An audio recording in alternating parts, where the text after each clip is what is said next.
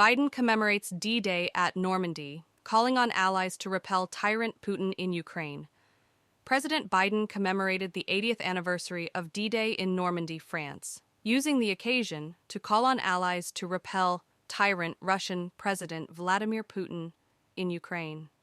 At a ceremony held near the beaches of Normandy, Biden, speaking after French President Emmanuel Macron and U.S. Defense Secretary Lloyd Austin, described the state of the world on June 6, 1944, when 73,000 Americans joined Allied forces to carry out the critical mission that came to be known as D-Day, considered a major turning point in World War II. The evil of Hitler's Third Reich was devastating the world, Biden said.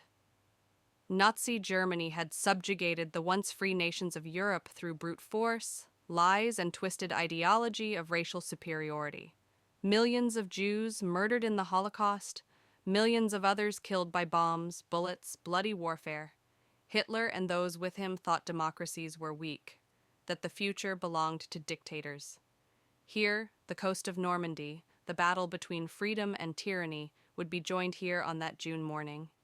Standing in front of a group of now centenarian veterans who, as young service members, stormed the beaches of Normandy in the largest amphibious assault in history, Biden directly linked the fighting against Nazi Germany to the fighting in Ukraine that has been going on since Russia's February 2022 full-scale invasion.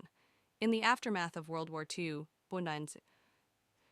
the United States helped establish the North Atlantic Treaty Organization, NATO, which Biden deemed the greatest military alliance in the history of the world.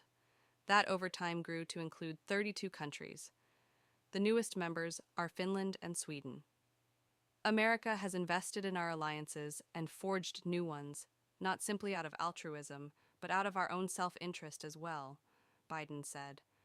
America's unique ability to bring countries together is an undeniable source of our strength and our power. Isolationism was not the answer 80 years ago, and is not the answer today. We know the dark forces that these heroes fought against 80 years ago. They never failed.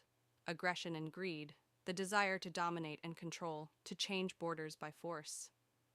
These are perennial.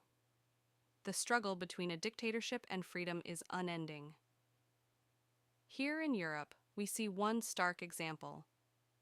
Ukraine has been invaded by a tyrant bent on domination, Biden said, referring to Putin without mentioning him by name. Ukrainians are fighting with extraordinary courage, suffering great losses, but never backing down. Biden said 350,000 Russian troops have been killed or wounded in the conflict, while nearly 1 million people have left Russia because they can no longer see a future in Russia. By contrast, he said, the U.S., NATO, and a coalition involving more than 50 nations are standing strong with Ukraine. We will not walk away, because if we do, Ukraine will be subjugated and will not end there. Ukraine's neighbors will be threatened. All of Europe will be threatened, Biden warned.